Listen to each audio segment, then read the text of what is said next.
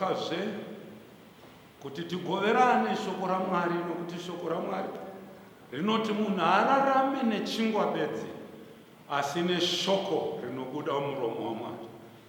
Ndoda kuverenga rugwaro runowanikwa mubhaibheri, asi ndombotanga ndapa rukudzo noruremekedzo kuvatungamiri vedu vakatitangira, vafundisi pamwe chete nomutungamiri wenyika ino, His Excellency Dr. Emerson Dambudzo Mnangagwa, pamwe chete naamai vedu, the First Lady Amai Auxilia Mnangagwa.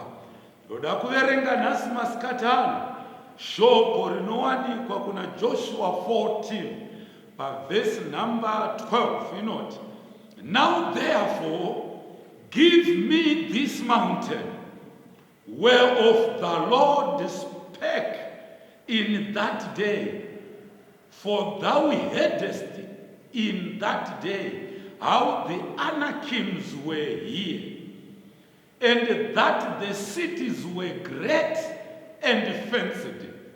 If so be the Lord will be with me, then I shall be able to drive them out, as the Lord said. I have given my message the title, Give me this mountain. Give me this mountain. Ndipei gomo ili. Everyone in life is facing a mountain in life. Everyone muupenyu hapana asiri kusangana negomo rake. Mumwe nemumwe ane zvinomuremera nezvinomurwadza. Pano ndataura nyaya yaKaleb. Vakatumwa naMozisi, Caleb, Joshua nevamwe vanhu 10 kunoshora nyika yekwaIsraeri. 10 vakadzoka vachiti hatigone kunoikunda, tidzoserei Ijipita. Nokuti vanhu variko vanhu vahombe, isu tanga tichinge mhashu. Asi Caleb anoti handei tinoitora, nokuti Mwari wedu kana achitida aine hanya nesu, hatitendere kukundwa. Hama yangu, shoko rangu riri kuti nasi, kana uinaye Mwari wako, imi maKristu makagamuchira Jesu, imi maKristu muna Mwari, hakuna gomo raunofanirwa kuvhunduka, hakuna giant yaunofanirwa kutya kana kudedera. Ingave gomo rehurombo, ringave gomo rokusaroorwa, ringave gomo rokushaya mari, mabusiness achidonhera pasi. Oh, Caleb aneti, give me this mountain. Haida kurwa nezvinhu zvemanga-manga, aida zvinhu zvikuru zvihombe. What is a mountain? A mountain is an immovable thing. Chinhu chausingagone kumuvha, chinhu chausingagone kusudurutsa. Pano uyu Caleb anoti ndipei ichocho. Oh, nerete kamas. Shamwari anoti iye, pandakataura shoko iri ndaiva ne 45 years, iye zvino ndaane 85. Ndipe gomo iri, nokuti ndichine simba randiri kunzwa pandikanga ndichine 40 years. Iye zvino ndaane 85, ndichine simba re 40 years. Ndipei kana Mwari wangu achiri mandiri. Oh, bata shoko rokuti kana Mwari wangu achiri mandiri. Ndiri kuenda kunokunda magiants iwayo, ndiri kuenda kunotora makomo akavakwa maguta iwayo, ndiri kunovaparadza. Hama yangu, iwe muKristu une gomo rerudziro wakatarisana naro, une gomo rerudziko, nokuti nhasi ndiri kuda kutaura pamusoro pemakomo ari muupenyu. Wakaverenga kuna Zakaria 4:7. Mwari anoti, who art thou, O great mountain? Before Zerubbabel thou shalt become a plain, and he shall bring forth the headstone thereof. with the shoutings, crying grace, grace unto it. Pana Zerubbabel ari kutarisana nerimwe gomo, ari kunzi manje. Gomo riri kutarisana na Zerubbabel, riri kunzi naMwari, who art thou, O great mountain? Thou shalt become a plain. What was the mountain in the life of Zerubbabel? The mountain was king, mambo weBabylon. Akanga anyora tsamba kuti regerai kuvaka masvingo edu, kuvaka temberi yaJehovha muJerusarema. Regerai musazviite izvozvo. Shamwari yangu, mambo iyeye ndiye ari kunzi, who art thou, you great mountain? Iwe mambo uyu was very great. Anga ari muhombe chaizvo. Asi Mwari ari kuti, who art thou, great mountain? Before Zerubbabel. Shamwari, une makomo iwe. Pamwe ing'anga dzakakuroya, ng'anga dzakatumira jambwa mumba mako, vakavaka maatari, vachikushurikidza zvakaipa. Who art thou, great mountain? Kana Mwari ari mauri, zvese izvozvo zviri kuparara. Oh, Shamwari nyemwerera, udanidzire ameni katatu nhasi, kuti zvose zviri kukutambudza, makomo ayo akatarisana nawo ari kuparara. They are going to be destroyed. Kana Mwari ari mauri, kana Mwari ari mauri, hapana gomo riri kuzomira. Caleb anoti na Joshua, oh, give me this mountain. Gomo ra Zerubbabel was the president of the nation of Babylon. Ndiye akanga achinzi, oh, great mountain. Zvichida iwe great mountain rako, hameno varoyi vemusha mako, hameno vamwe vauri. But Shamwari nditeerere nhasi. Panapa pane mumwe akatarisana nerimwe gomo rake. Pana 1 Samuel 17 verse 23 and 24. Inoti iyo. And as he talked with them, behold, they came up the champion, the Philistine of Gath, Goliath by name, out of the armies of the Philistines, and spake according to the same words. And David heard them. And all the men of Israel, when they saw the man, fled from him and were so afraid. Amadzam. For 40 days and 40 nights, vanhu vachitiza gomo rinonzi Goriati. Vaiti vakamuona achiuya, vaimhanya vachinohwanda. Vamwe vari kutotama misha nokuda kwemakomo iwayo. Vamwe vari kutotama machechi nokuda kwemakomo iwayo. Vamwe vatadza kurarama nokuda kwegomo iri. But David nokuziva Mwari ari maari, anoti kuna Goriati, ndianiko murume uyu asina kudzingiswa, anomhura hondo dzevaIsraeri?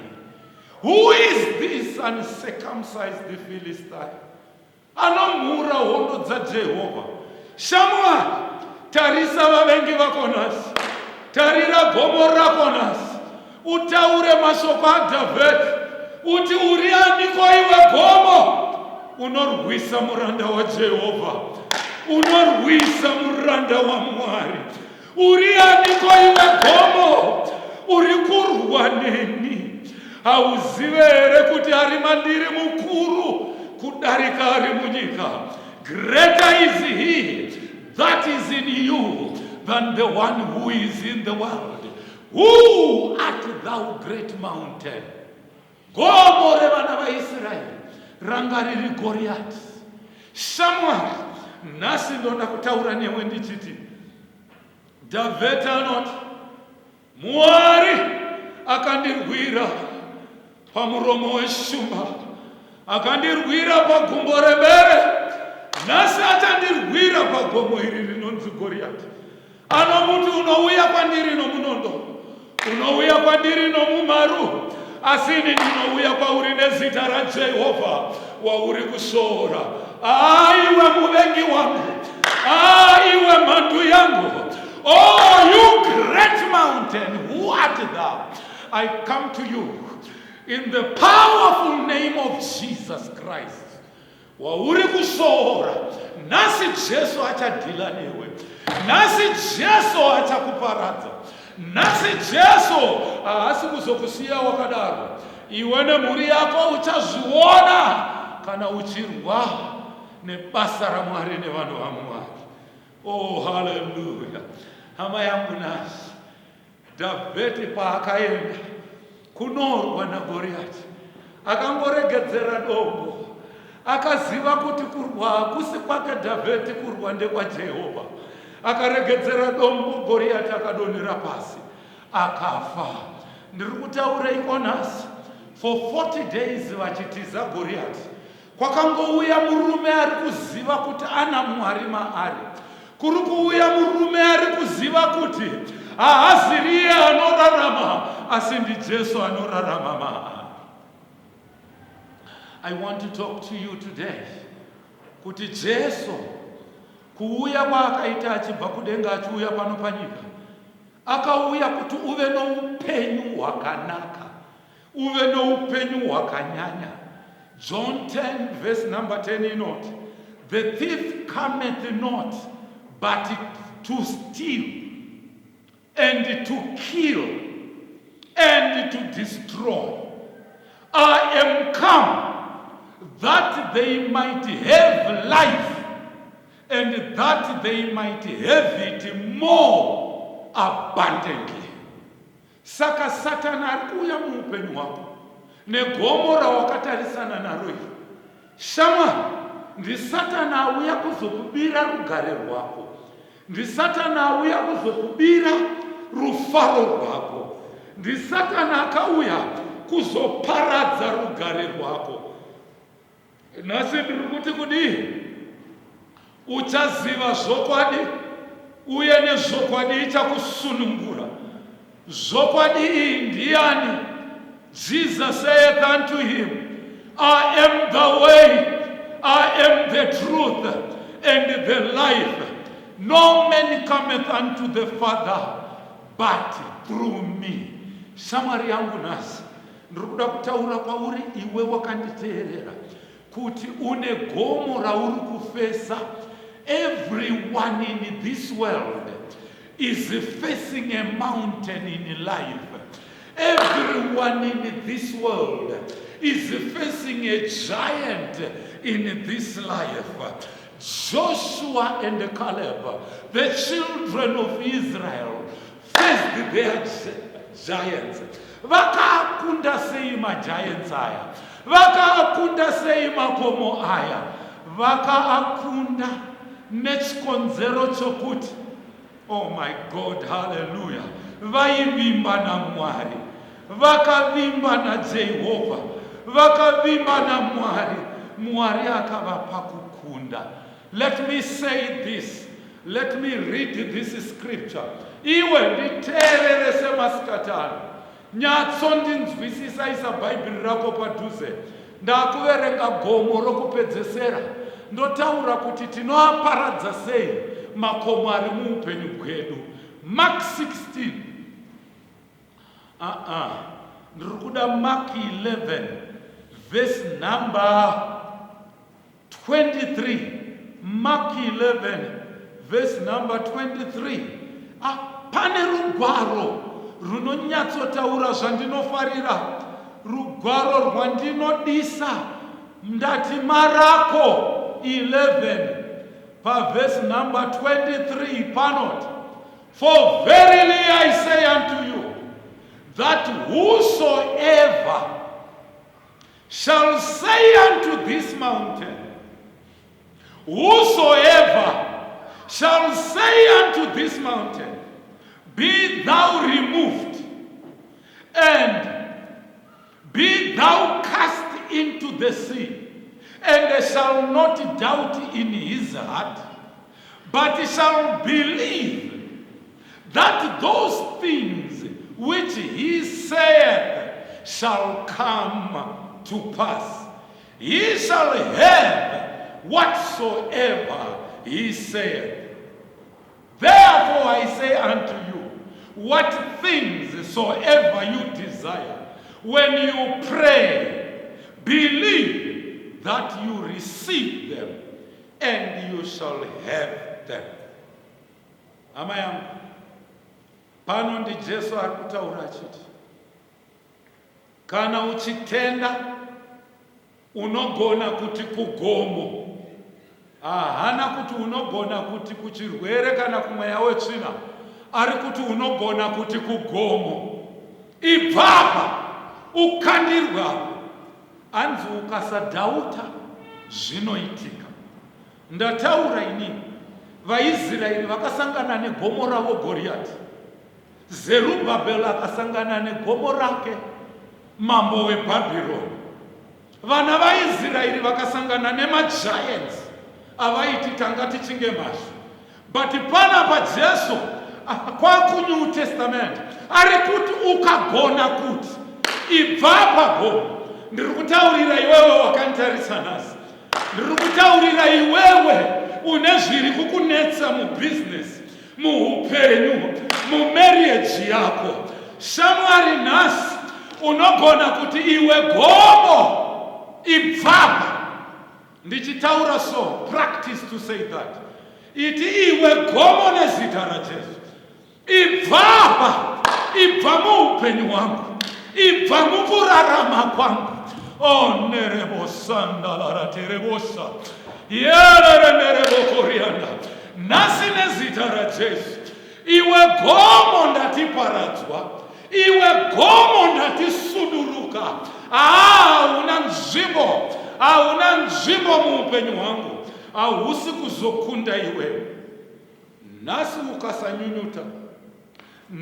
ukasanyunyuta, uchaona gomo iri richibva. Kana riri dambudziko, kana vari vana vari kunetsa, kana zviri zvirwere, uchaona zvakubva kwauri. VaRoma 8:31 inoti, what shall we then say to these things? If God be for us, who can be against us? He that spared not his only son, but delivered him up for us all, how shall he not with him also freely give us all things? Bhaibheri rangu rinobva rati, resist the devil and he will flee from you. Draw nigh to God and resist the devil. Satana achakutiza. VaKristu, vanhu vose makanditeerera, tinogona kushandura upenyu hwedu tikavimba naJesu, tikagona kunamata naye. Kana une gomo rauri kutarisana naro nhasi, chingave chirwere chekensa, ingave mweya yerima yakushanyira mukati memba, nezita raJesu, tyora uso bwako ndinamate newe zvino. Tyora uso bwako ndakunamata, teedzera shure kwangu. Ishe Jesu, makatakura matenda angu, mukasimudza kurwadziwa kwangu. Namavanga enu ndakaporeswa. Ndinoramba chirwere mumuviri wangu. Ndinoramba kurwadziwa mumuviri wangu. Ndinorayira gomo remisikanzwa kuvana.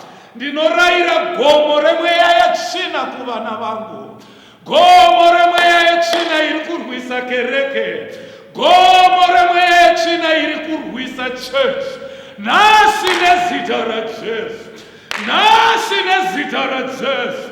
Ndinoti vari kurwara porai, vakasungwa ngavasunungurwe. Mweya yerima ngaitame, ngaibude mukati medzimba nomuupenyu, muzita raJesu. Ndinoti nyasha dzaMwari Baba, rudo rwaIshe wedu Jesu Kristu nokuwadzana kwomweya mutsvene zvigare nesu kubva zvino dzamara kwedu kusingaperi. Amen. Tinoda kuziva panoti nesuo